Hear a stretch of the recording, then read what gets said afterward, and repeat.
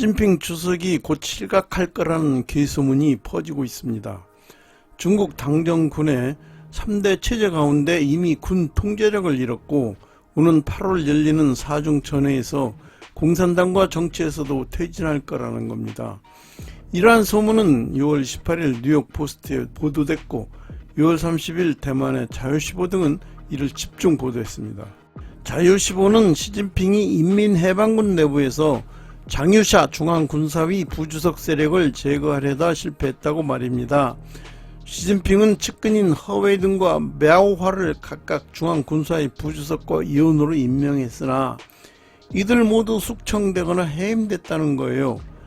허웨이 등은 중앙군사위 부주석으로 중국군 서열 3위에 있었고 мя오화는 중앙군사위 정치공작부 주임위원으로 중국군 서열 5위에 해당하는 인물입니다. 시진핑의 실각에 관한 괴소문은 올 초부터 중국 SNS와 일부 중화권 외신을 통해 구체화됐습니다. 최근 2년 동안 중국군 고위 인사들이 잇따라 숙청되고 군부의 권력투쟁이 격화하면서 시 주석이 군권 장악에 실패했다는 취지입니다. 구체적으로는 지난해 시 주석이 임명한 전현직 국방부장 웨이펑허와 리샹푸 그리고 친강 외교부장이 낙마하면서 불거지기 시작했습니다. 이어 2년 전 시 주석의 군부 숙청을 주도한 허웨이 등 мя오화 라인도 갑자기 무너지면서 소문은 꼬리에 꼬리를 물기 시작했습니다. 시진핑 독재 권력 변화의 틈새는 이미 3년 전에 잉태되고 있었는데요. 2022년 20차 당대회에서 후진타오 전 주석이 석연치 않게 끌려나간 사건이 있습니다. 후진타오가 이끄는 중국 공산주의 청년단 일명 공천단을 비롯한 3대 중국 정치 파벌을 시진핑이 자신의 새로운 파벌인 시좌진을 통해 완벽히 제압했음을 보여주는 상징적인 사건이었습니다. 시진핑 주석은 후진타오 전 주석 강제 퇴장 사건을 계기로 3대 정치 파벌은 물론 원로들까지 대거 숙청하면서 완전한 1인 체제를 공고히 하려 했습니다. 하지만 이후 시좌진의 핵심인 장유샤가 시 주석을 배신하고 후진타오에 줄을 섰고 이후 군도 등을 돌렸다는 얘기입니다. 그러면 시진핑의 권력을 뒷받침했던 장유샤가 왜 시진핑과 갈라서게 됐는지 알아봐야 하겠습니다.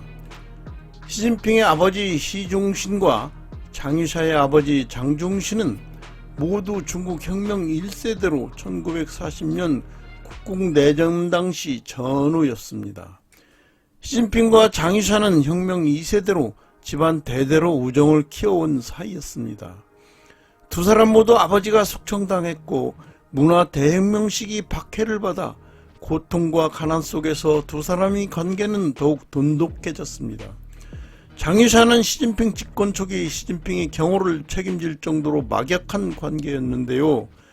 그러나 두 사람은 2022년 10월 20차 당대회를 계기로 멀어진 것으로 보입니다. 인민해방군은 장쩌민에게 충성하는 장성들이 장악하고 있었습니다. 시진핑은 장쩌민 세력을 제거하고 자신만의 세력을 만들려고 했는데요. 그때 시진핑을 도운 게 푸젠성 성도인 푸저우에서 당서기를 할 때 인연을 맺은 공군 출신의 쉬치랑 장군이었어요. 그 밑에서 시진핑을 도운 인물이 이샤오광이었고요. 이들 덕분에 시진핑은 군부를 손에 넣었어요. 그러나 황제의 본능이 발동한 시진핑은 불안감을 느끼기 시작했고 사냥이 끝나면 사냥개를 버리듯 자신을 도와준 공군 장성들을 경계하기 시작했죠. 시진핑이 공군 장군들을 억압하는 과정에서 장유샤의 적극적인 협조를 받았는데요. 그래서 이 샤오광이 63세에 퇴역을 명령받았어요. 이때 시진핑에게는 자신의 경호를 믿고 맡길 수 있는 인물이 필요했습니다. 그래서 장유샤에게 도움을 요청했죠. 장유샤는 조홍시 장군을 추천했고 2021년 7월 조홍시 장군은 공식적으로 중앙경위국 국장으로 임명되어 시진핑의 개인 경호를 책임지게 됐습니다. 더구나 시진핑은 장유샤의 도움으로 2022년에 성공적으로 3선임에 올랐습니다. 그리고 그 당 대회에서 쉬치량 장군이 은퇴하고 그의 자리는 장유샤가 대신하게 됩니다. 하지만 시진핑은 갑자기 장유샤가 강력해졌다는 사실을 깨닫게 되었죠. 장유샤는 강력한 군사 가문 출신이며 명백한 태자당인데요. 실제로 그는 베트남 전쟁을 겪은 베테랑이기도 하며 실력으로 계급을 하나하나 밟아 올라간 인물이에요. 그래서 인민해방군 내에서 깊은 존경을 받고 있었습니다. 시진핑은 장유샤 없이 군부 통제가 안 되는 데 대해 매우 불안했습니다. 늘 의심이 많았던 시진핑은 뒤늦게 자신이 큰 실수를 저질렀다는 사실을 깨닫는데요. 그는 은퇴했던 옛 경호 책임자 왕 샤오준을 다시 불러들였어요. 왕 샤오준은 여우식구이 신복이며 전형적인 장쩌민파의 고관이었죠. 그는 옛날 장쩌민에게 충성을 다 바친 것과 마찬가지로 자연스럽게 시진핑에 충성을 다했습니다.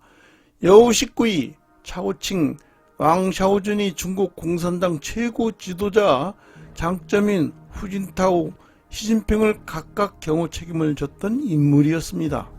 여기서 지적해야 할 점은 이 수수께끼 같은 국면을 이해하는 핵심은 시진핑과 장쩌민이 대립관계라는 관념을 반드시 깨버리는 것입니다.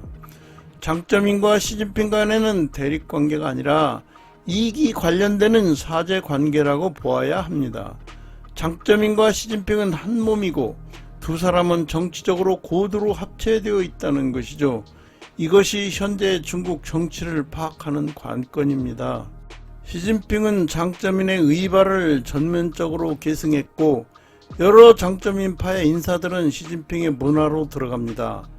비교적 유명한 인물로는 왕후닝, 딩쉐샹, 한정 등이 있죠. 군대 내에서도 그런 사람이 있는데요. 예를 들어 허흥진, 왕샤오준, 그리고 쉬치량 등이 모두 일찍이 장쩌민파의 군대 내 신복이었습니다. 그러나 장유샤는 옛날 장쩌민에 의해 주변으로 밀려났던 공청단파 인사에 의존할지언정 다수를 점하는 장쩌민파 인사들은 신임하지 않을 것입니다. 왕 샤오준의 재기용은 장유샤와의 갈등을 격화시키는데요. 어쨌든 왕 샤오준은 최고급의 정치 투쟁에 말려들었고 상대방의 앞길을 막은 셈이 됐습니다. 근기를 건드리게 된 것이죠. 1년 후 2023년 4월 파격 국면이 나타나서 왕 샤오준은 갑자기 사망합니다.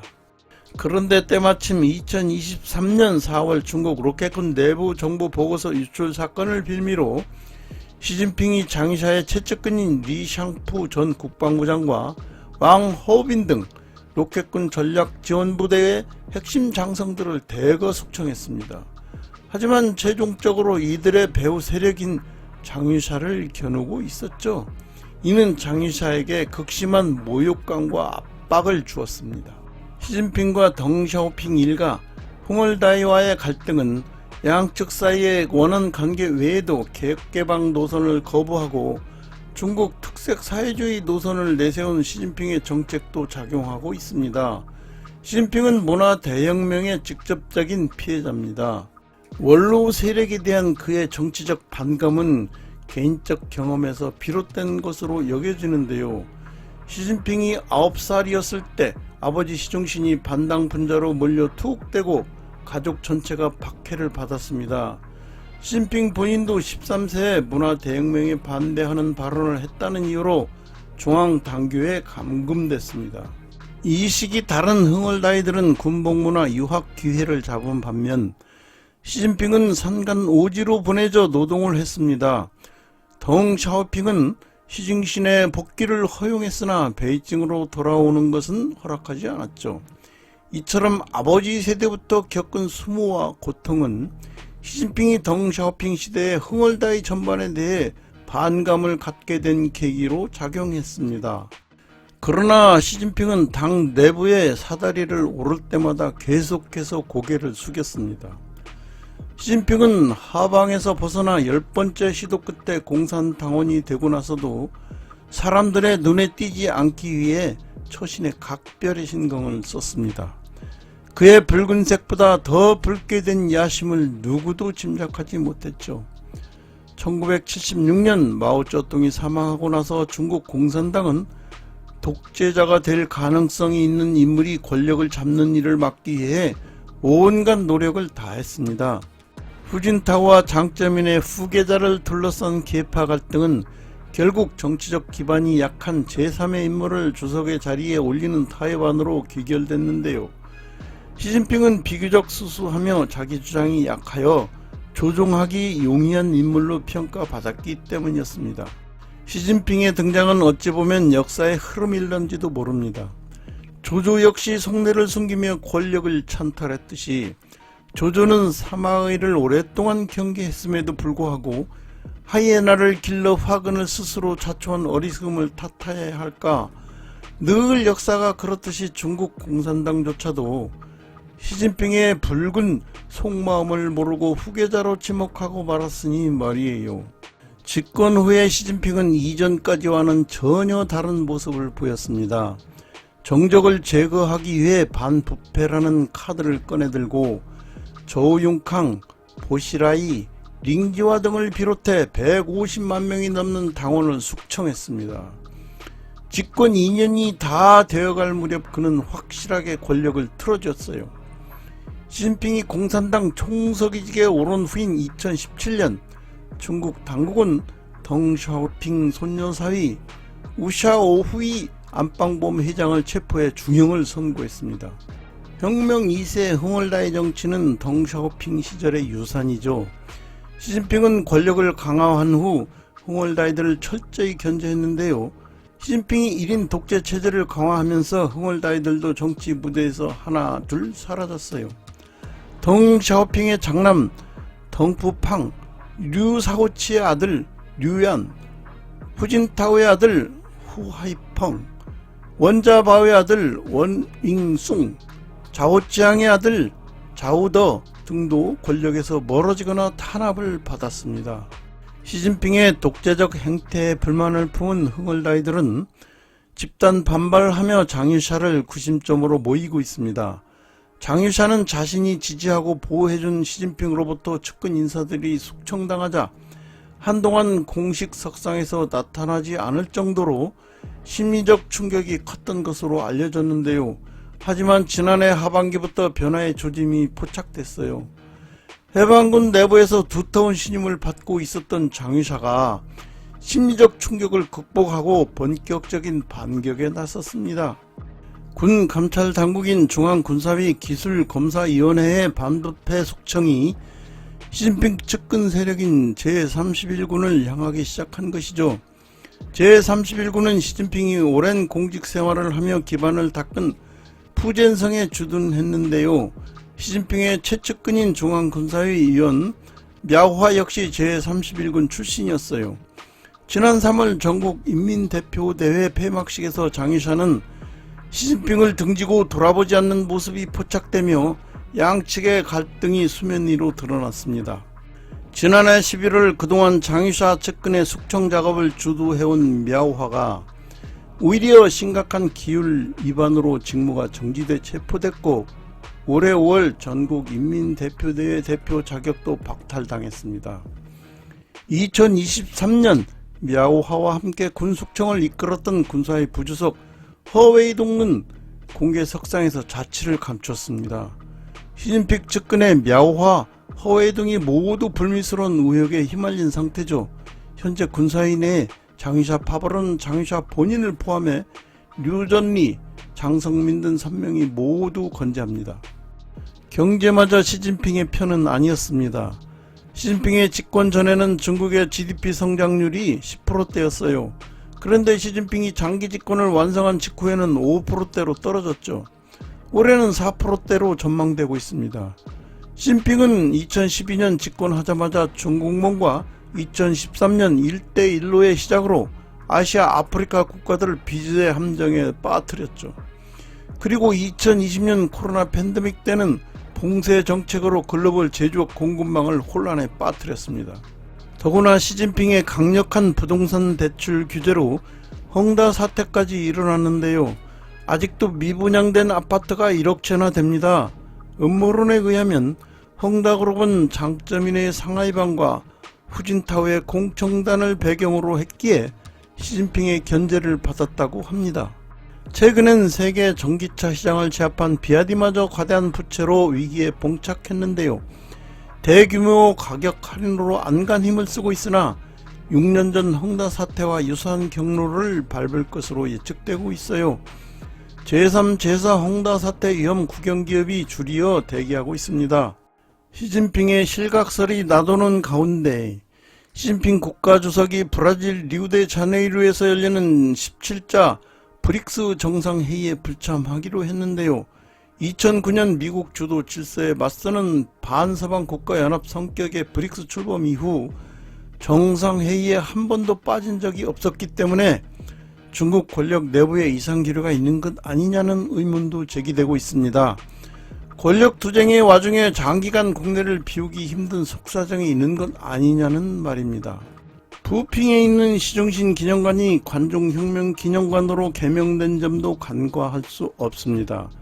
시진핑은 집권 후 비공식 최고 의사결정기구인 영도 소조를 통해 당의 정책 결정권을 강화해 왔습니다. 그런데 당 중앙의 의사결정 조정기구인 당중앙정책조율기구를 다시 만든 건 시진핑의 권력이 약화된 징표일 수 있다는 것이죠. 그러면 향후 이러한 권력투쟁의 흐름은 어떻게 될까요? 여기에는 장유샤가 지난해 7월 중국 공산당 20기 3중 전회를 계기로 역전에 성공한 배경을 살펴볼 필요가 있습니다. 장유샤의 권투 중례에는 1942년생 정치 원로 3명의 도움이 컸다는 말이 돌고 있는데요. 후진타오 전 국가주석과 원자바오 전 총리 그리고 후야오방 전 당 총서기의 맏아들 후도핑 정 통전부 부부장이 그들입니다. 중요한 건 실제 병력을 누가 장악하고 있느냐 하는 점이에요. 중국군은 현재 5대 전구로 나뉘어 있습니다. 시 주석은 저장과 푸전에서 오래 근무했으며 자연히 허웨이등과 야오하 등 동부 전구 출신과 관계가 깊죠. 반면 장유사는 북부 전구와 중부 전구, 남부 전구에 자신의 세력권을 구축해 동부 전구를 포위하고 있는 형태입니다. 물론 시진핑의 실각설은 시간을 두고 지켜봐야 하겠지만 변화의 신호탄은 오는 8월 열리는 중국 공산당 20기 중앙위원회 4차 전체회의가 될 거라는 예측입니다. 이전에는 시진핑 1인 체제를 뜻하는 군사의 주석 책임제를 강조했는데 그런 말이 사라졌어요. 지난해 연말 해방군부에 군의 집단 영도가 언급됐고 군에서 집단 영도를 강조하는 말이 나왔죠. 시진핑이 스스로 물러나는 조건으로 딩쉐상을 공산당 총서기, 천진잉을 총리, 장유샤를 군사의 주석에 앉히는 집단 지도체제 복원에 합의했다는 주장도 나왔습니다. 이와 아울러 차기 지도자 후보로 왕양 전 정협주석과 지정된 격대 후보자 후춘화가 부상하고 있으며 장유샤와 후진타오가 이를 뒷받침하고 있는 것으로 보인다고 합니다. 하지만 아무것도 정해진 것은 없습니다. 앞으로 지켜볼 일입니다. 이상 실각설이 나도는 시진핑을 둘러싼 권력의 흐름을 정리해봤습니다. 내용이 마음에 드셨다면 구독과 좋아요 그리고 알람을 꾹 눌러주세요. 다음엔 더욱 좋은 내용으로 돌아오겠습니다. 감사합니다.